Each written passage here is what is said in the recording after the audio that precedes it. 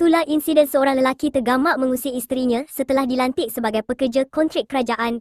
Kejadian pilu itu menimpa Siti Hindrawati di Desa Dunggala, Kecamatan Tibawa, Kabupaten Gorontalo, Sulawesi, Indonesia yang selama ini setia di sisi suaminya yang hanya menjadi pekerja sambilan.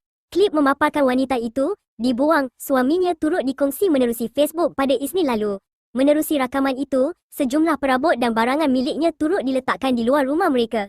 Sebelum kejadian itu, Siti mendedahkan dia bersama suaminya sering bertengkar. Namun dia berusaha mempertahankan rumah tangga mereka selama hampir 10 tahun.